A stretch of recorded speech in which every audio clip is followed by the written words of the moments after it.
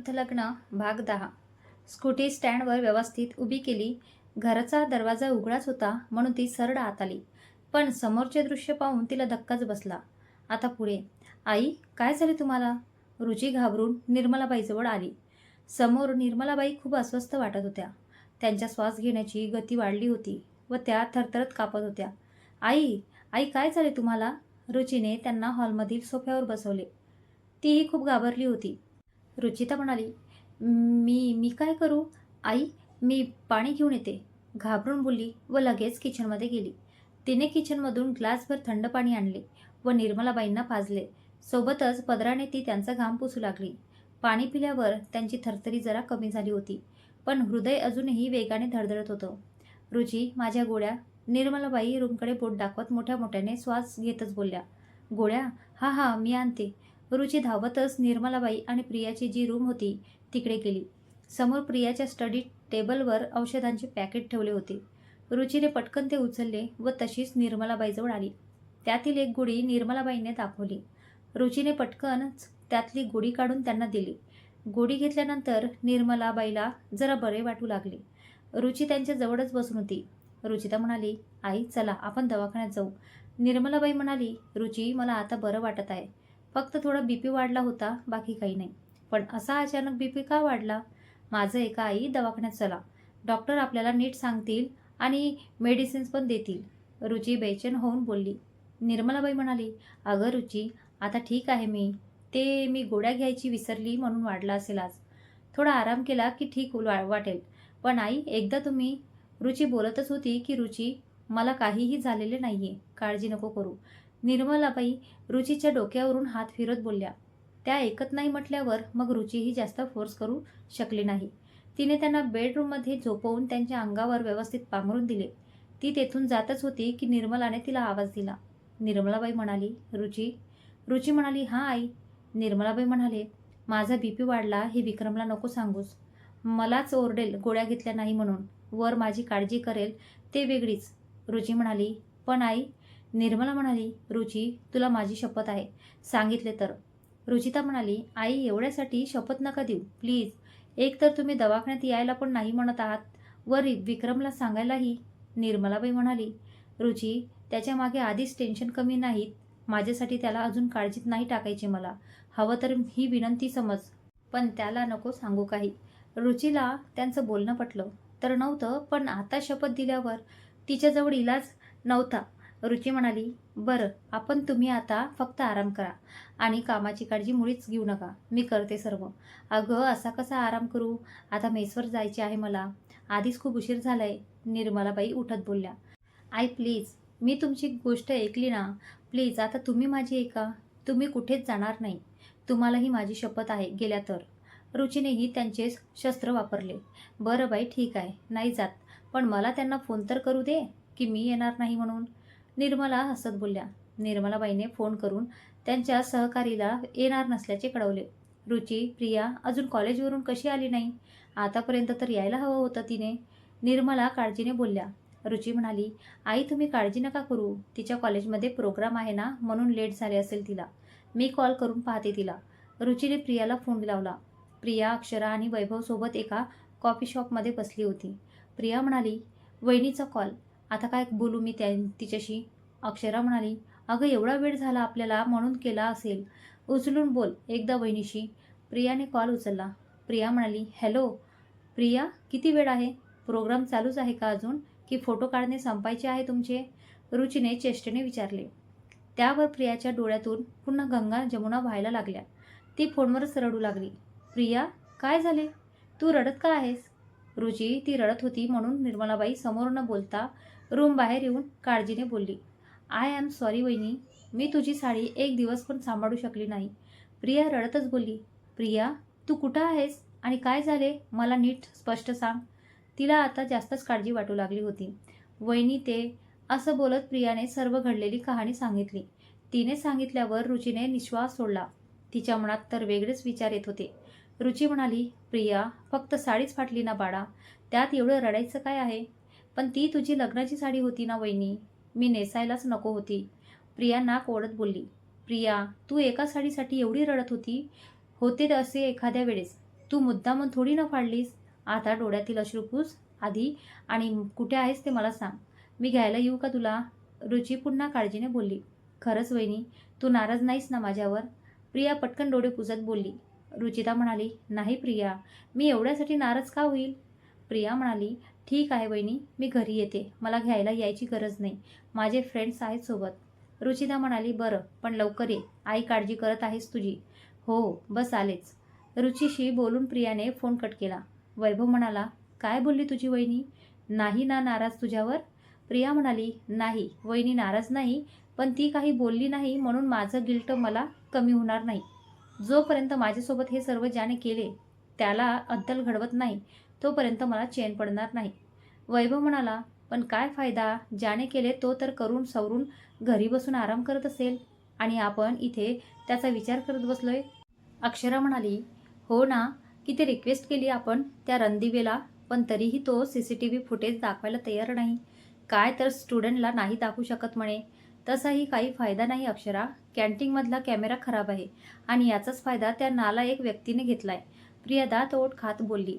वैभव म्हणाला, मग काय करायचं आपण आता? प्रिया म्हणाली, आता आपण उद्या पाहू काय करायचे ते.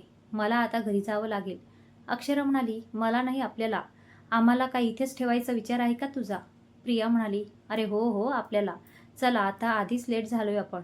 ए बाई, तुझ्याचमुळे लेट झालोय आम्ही.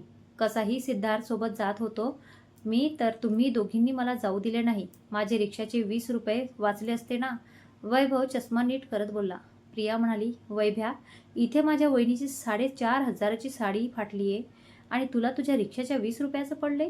वैभव म्हणाला, तसं नाही प्रिया, पण सिद्धार्थ माझा जिगरी आहे आणि त्याला मी येत नाही म्हटले तर राग आला असेल ना. अक्षरा म्हणाली, तुझा तोच जिगरी सिनियर बनून कॉलेजच्या पहिल्याच दिवशी रॅकिंग करत होता तुझी. विसरलास का? वैभव म्हणाला, माफी असावी महाराण्यो. आपलं मला ऐकवणं झालं असेल तर निघायचं का? माझ्या घरी माझे आईवडील वाट पाहत असेल. थोडाफार बोलून तिघेही कॉफीचे पैसे देऊन आपल्या घरच्या रस्त्याने निघाले. रुची पटापट घरातील सर्व कामे आटपू लागली होती. तिने राहिलेले सर्व कामे आवरली व ती संध्याकाळच्या स्वयंपाकाच्या तयारीला पण लागली. तेवढ्यात प्रियाही घरी आली. येताच रुचिताच्या गळ्यात पडली व रुचीजवळ स्वारीचा पाढा वाचू लागली. सोबत गंगा जमुना तर होत्याच. रुचिता म्हणाली, प्रिया ठीक आहे ना? फाटली तर फाटली, पण तू ठीक आहेस ना? प्रिया म्हणाली, मला काय होईल वहिनी, पण तुझी साडी. प्रिया, बस होईल साडी पुराण. जा फ्रेश हो जरा. चेहरा बघ कसा केलाय रडून रडून. रुची तिचे अश्रू पुसत बोलली. रुचीने समजवल्यानंतर प्रिया आत फ्रेश व्हायला गेली. किती निरागस आहे ही. एवढ्याशा साडीसाठी किती रडून हाल केले स्वतःचे. हिच्या जागी दिव्या असती तर उलट मलाच किती काही ऐकवून गेली असती. रुची विचार करत होती. ती किचनमध्ये आली व स्वयंपाक बनवू लागली. तिने मटर पनीरची भाजी केली व पोळ्या करायला घेतल्या. विक्रमच्या येण्याची वेळ झाली होती. नकळत तिचे लक्ष सतत दाराकडेच जात होते. तेवढ्यात तिला रोहिणीचा फोन आला. हा रोहिणी बोल. रुची कॉल स्पीकरवर ठेवून बोलली. रोहिणी म्हणाली, हे रुची, काय करत आहेस? रुची म्हणाली, मी स्वयंपाक बनवत आहे रोहिणी. रोहिणी म्हणाली, का? तू का करत आहेस? तुझ्या सासूला काय झालं? रुचिता म्हणाली, रोहिणी, त्यांची तब्येत ठीक नाहीये, तर मीच म्हटले मी जेवण बनवते ते. तसंही मी घरी हे सर्व करतच होती ना. रोहिणी म्हणाली, वेडी आहेस रुची तू. सुनेच्या हातून काम करून घ्यायचे असेल त्यांना म्हणून नाटक करत असेल. रुचिता म्हणाली, रोहिणी, असं काहीही नाहीये. त्या तर करते म्हणत होत्या, पण मीच त्यांना करू दिला नाही. रोहिणी म्हणाली, रुची, तू त्यांना त्रास द्यायचा सोडून काय त्यांची सेवा करत बसलीयस? त्यांनी काय केले तुझ्यासोबत विसरलीस का? रुचिता म्हणाली, रोहिणी प्लीज, आता पुन्हा तू सुरू होऊ नकोस. रोहिणी म्हणाली, ओके, राहील मग, कर तुझ्या मनाने तुला काय करायचं ते. रोहिणी रुची बोलतच होती की रोहिणीने कॉल कट केला. ही रोहिणी पण ना, नुसतं नाकावर राग असतो हिच्या. आधीच त्या विक्रममुळे माझं डोकं दुखायला लागलंय, त्यात ही रुची स्वतःशीच पुटपुटली. तिचा पूर्ण स्वयंपाक बनवून झाला. तिने किचनमधला पसारा आवरला. तेवढ्यात दरवाजाची बेल वाजली. रुची पटकनच दरवाजा उघडायला गेली. विक्रम आला होता. त्याने तिच्याकडे पाहिलेही नाही व सरळ आत येऊन रूममध्ये निघून गेला. तो आल्यामुळे सर्व जेवायला बसले. प्रिया म्हणाली, वहिनी, भाजी खूप छान झालीये. निर्मलाबाई म्हणाली, हो रुची, खरंच खूप चव आहे तुझ्या हाताला. रुचिता म्हणाली, थँक्यू आई. थँक्स प्रिया. हिने जेवण बनवलंय, पण रोज तर आई बनवत असते. विक्रम मनातच बोलला. वहिनी, तुझ्या हातांना काय झालंय? प्रिया तिच्या हातांचं बारीक निरीक्षण करत बोलली. रुची म्हणाली, कुठं काय प्रिया, काहीच नाही झालंय.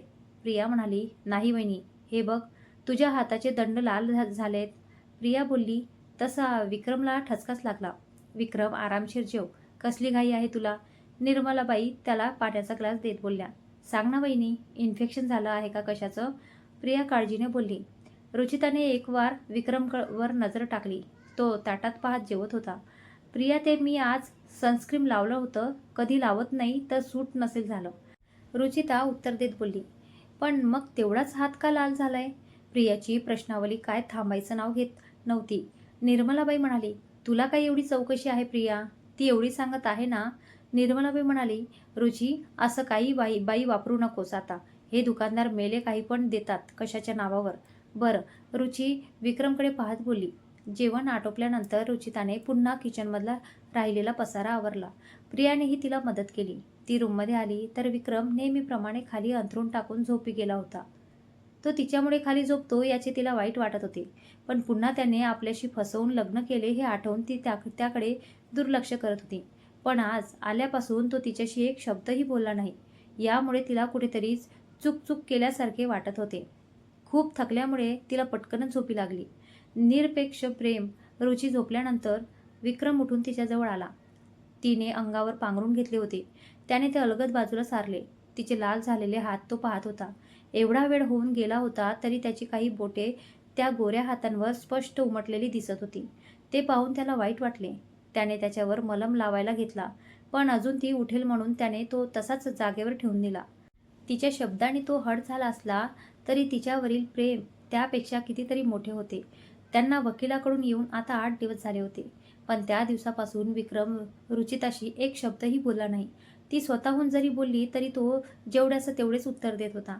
तो तिच्या शब्दांनी हट झाला होता हे कारण तर होतेच, पण त्यालाही तिच्यापासून दूर राहणे आवश्यक वाटत होते.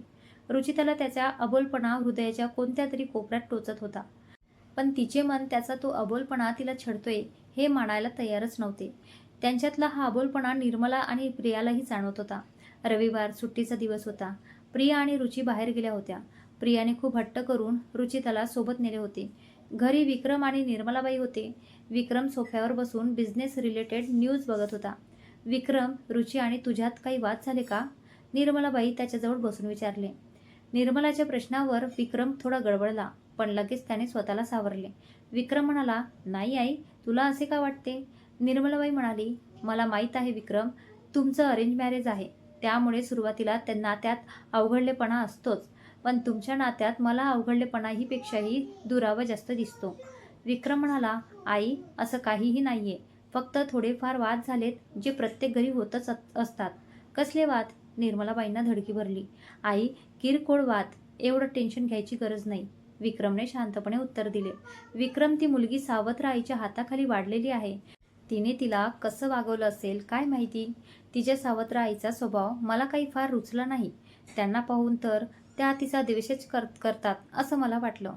कमीत कमी आपल्या घरी तिला तरी प्रेम ते माया मिळावी ना विक्रम. तू वाद घालून तिला दुखवत जाऊ नकोस. राग आला की तुला बाकीचं काहीच कळत नाही. निर्मला त्याला समजावत बोलल्या. वाद घालून उलट तिचं मला दुखवते. तुला काय माहिती? विक्रम मनातच पुटपुटला. निर्मलाबाई म्हणाली, मी काय बोलते विक्रम, ऐकतोस ना? विक्रम म्हणाला, हो आई, आलं लक्षात. नाही दुखवेल तुझ्या लाडक्या सुनेला. निर्मलाबाई म्हणाली, लाडकी सून काय रे, खूप गुणी आहे पोर. कधी उलट शब्दाने बोलत नाही, सर्वांशी गोड बोलते आणि काळजीही घेते. सौम्य तर फोनवर तुझ्यापेक्षा तिच्याशी बोलतो. प्रियालाही किती कमी दिवसात तिने जवळ केलंय बघ. सर्वांशी गोड बोलता येते तिला माझ्याशी सोडून. विक्रम पुन्हा पुटपुटला. निर्मलाबाई म्हणाली, विक्रम, काय पुटपुटतोस तू तोंडातल्या तोंडात? विक्रम म्हणाला, काही नाही आई, तू बोल ना. निर्मलाबाई म्हणाली, हां, मी तुला विचारणार होते की तू कपाट कधी आणणार आहेस नवीन?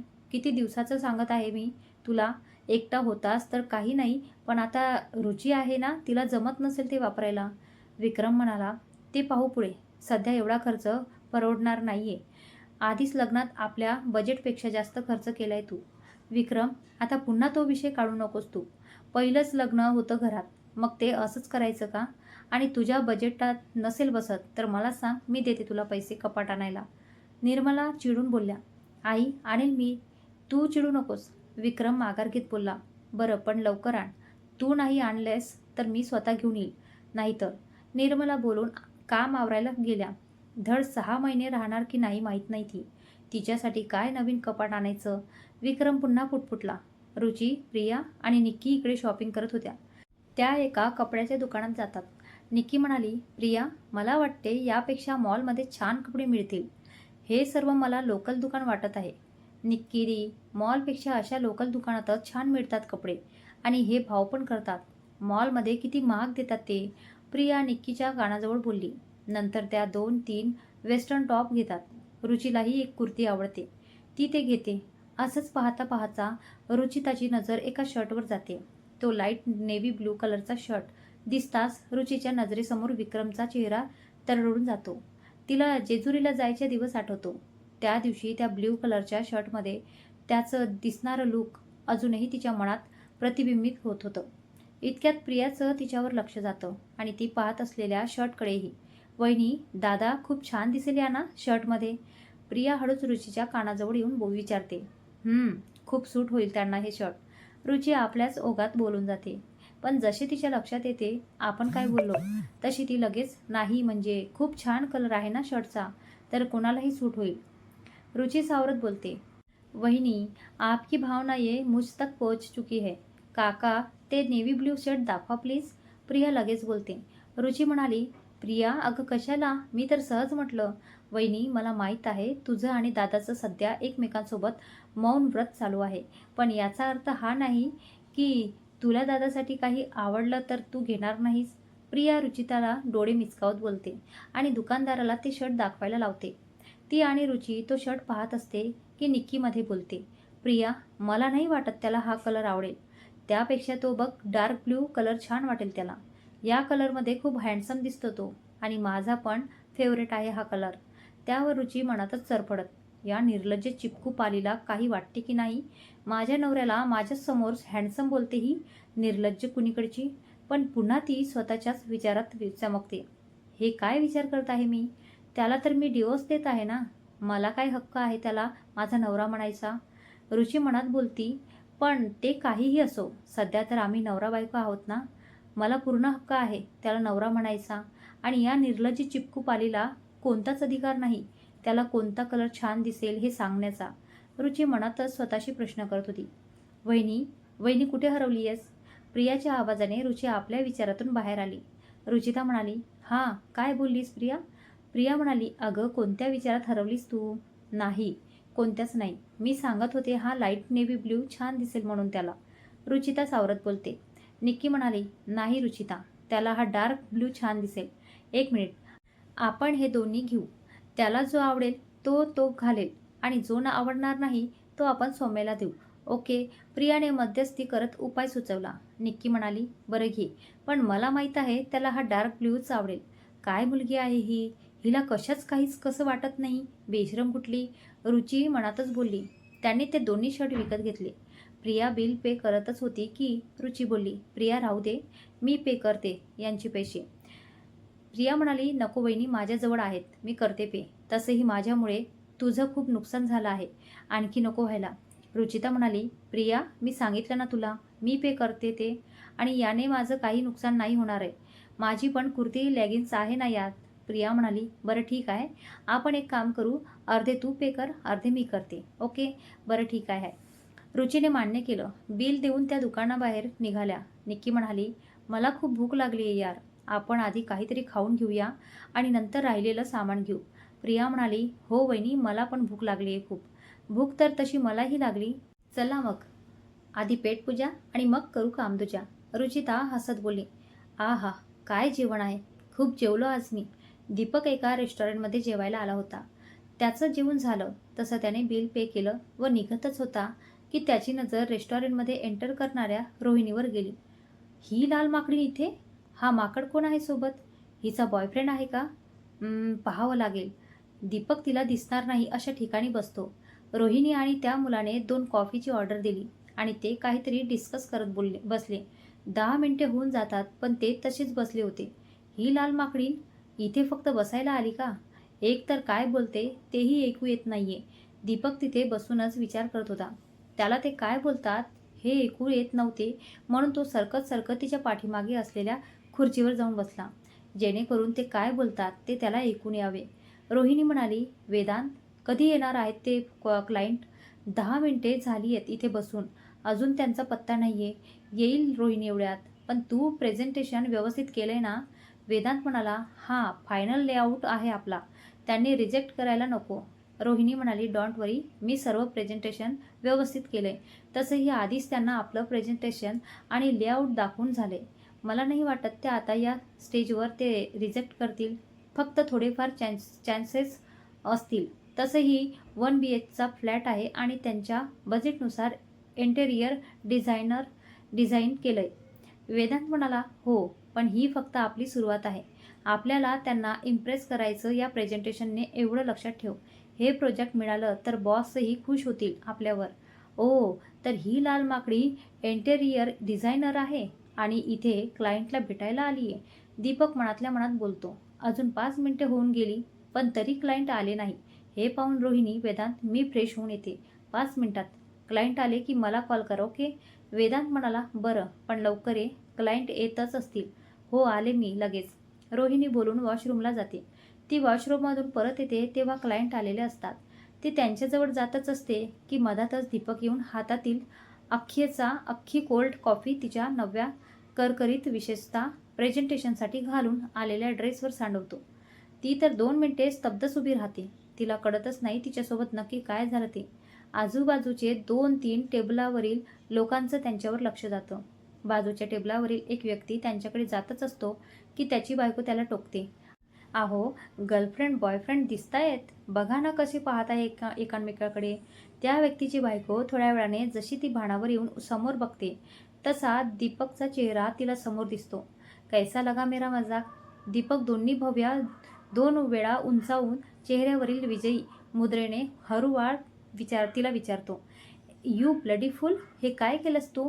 रोहिणी त्याला मोठ्याने ओरडतच असते की तिला समोर थोड्या अंतरावर क्लायंट बसलेले दिसल्याने ती हळू पण गुस्स्यातच विचारते. सोबत तिच्या ड्रेसकडेही पाहत असते. सॉरी यार माकडी, पण मला तू दिसलीच नाही. मी तर सहज इथून जात होतो तर तू मधात आलीस. त्यात मी काय करू? दीपक एकदम भोळा चेहरा करत बोलतो. यू ब्लडी इडियट चॅम्पियन जी, मला शिकवू नकोस. तू मुद्दाहून माझ्यावर ही कॉपी सांडवलीस ना? रोहिणी दात ओठ खात बोलते. दीपक म्हणाला, मुद्दामून तुझ्यासोबत काही करायला तू काय माझी गर्लफ्रेंड आहेस का? मी जीव घेईल तुझा. ती त्याच्या गच्चीजवळ तिचे दोन्ही हात नेतच असते की हे बघ, तुझे क्लायंट इथेच 4-5 टेबल सोडून बसलेत.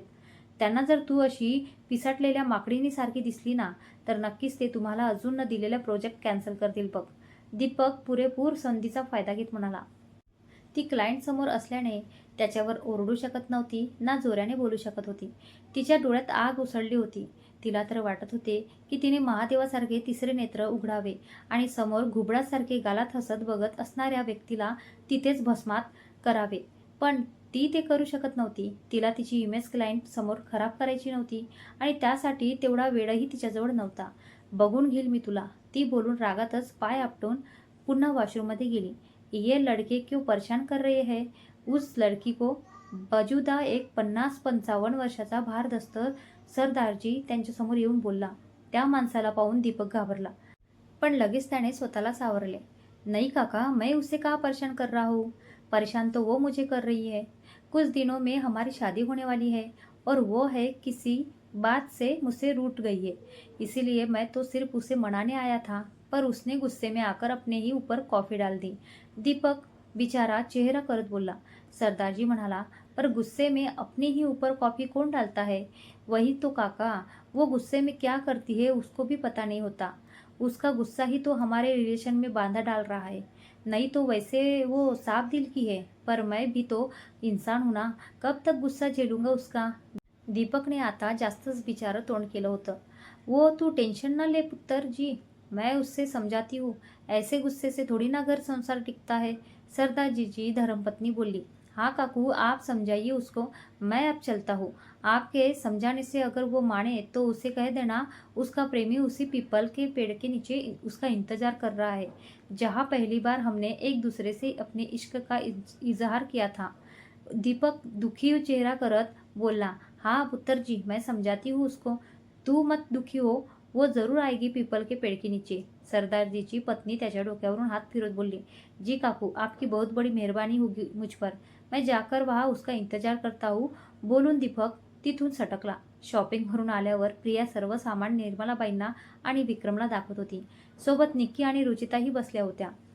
आल्यापासून त्या तिघींचीही फक्त शॉपिंगबद्दल चर्चा सुरू होती. विक्रमला त्यात काडीचाही इंटरेस्ट नव्हता, म्हणून तो आपल्या मोबाईलमध्ये तोंड घालून बसला होता. हे शर्ट कसं वाटतं तुला? प्रियाने विक्रमला विचारले. विक्रमने शर्टकडे पाहिलेही नाही. छान आहे. आणि हे? प्रियाने दुसरा शर्ट दाखवत विचारले. तो पण छान आहे. विक्रम मोबाईलमधून तोंड न काढताच बोलला. प्रिया म्हणाली, दादा आधी बघ तर मग सांग. प्रिया, तू घेतला म्हणजे छानच असेल, मला बघायची गरज नाही. विक्रम मोबाईलमध्ये पाहत बोलला. प्रिया म्हणाली, तुला कोणी सांगितलं मी घेतला म्हणून? हा शर्ट तर वहिनीच्या चॉईसचा आहे. काय? विक्रमची नजर झरकन तिच्या हातातील दोन्ही शर्टवर खेळली. आता रुचीच्या चॉईसचा शर्ट म्हटल्यावर त्याने त्याकडे पाहिले नाही तर नवलच हो. यातील एक निक्की दिला आवडला होता आणि एक वहिनीला, म्हणून आम्ही दोन्ही घेतले. आता तू सांग तुला कोणता आवडला, म्हणजे एक आम्ही सौम्याला देऊ. प्रिया दोन्ही शर्ट हातात घेऊन त्याला दाखवत विचारत होती. विक्रम ते दोन्ही शर्ट निरखून पाहत होता. रुची व निकीचं पूर्ण लक्ष तो आता काय बोलतो याकडे होतं. त्या त्याच्याकडे अशा पाहत होत्या जणू तो आता एखाद्या विनिंग कॉम्पिटिशन्स विजेतेपद जाहीर करणार आहे. प्रिया म्हणाली, दादा किती वेळचं शर्टकडे नुसतं पाहतोयस? तुला काही त्यावर PhD नाही करायची आहे. तुला कोणतं आवडलं ते सांगायचंय फक्त. विक्रम म्हणाला, सांगतो प्रिया, एक मिनिट. दादा, आधी तर तू शर्टकडे पाहतही नव्हतास आणि आता इतकं काय निरखून पाहतोयस? वहिनीच्या चॉईसचा आहे म्हणून पाहतोयस का? प्रिया त्याला चिडवत बोलली. प्रिया, तू गप्प बस. मला शर्ट घालायचा आहे तर मला तो आवडलाही पाहिजे ना. विक्रम दटावून बोलला. माहीत आहे तुझी नाटकं. प्रिया तोंडातल्या तोंडात पुटपुटली. विक्रमला कळत नव्हतं त्यातलं रुचीच्या चॉईसचं शर्ट कोणतं आहे, पण त्याला रुचीच्या चॉईसचंच शर्ट घ्यायचं होतं. मग तो तिच्यासोबत बोलत का नसे ना. कोणतं असेल या दोनपैकी रुचीच्या चॉईसचं? तशी ही तर जास्त डार्क कलर यूज करताना दिसते. मग माझ्यासाठीही डार्क कलरचं चूज केला असेल का हिने? पण ही तर गोरी आहे, हिला डार्क कलरही सूट होतो. पण मी? तो स्वतःकडे पाहत विचार करतो. हा सांगतो की नाही आजचे दिवस? एवढा काय विचार करायचा त्यात? माझ्या चॉईसचा शर्ट याला घ्यायचा नसेल बहुतेक. रुची मनातच बोलली. प्रिया म्हणाली, दादा सांग ना, माझे हात दुखायला लागलेत आता. खूप विचार करून विक्रम अखेर त्यातील एका शर्टकडे बोट करतो. हा आवडला मला. तशा त्या तिघीही त्या शर्टकडे पाहतात.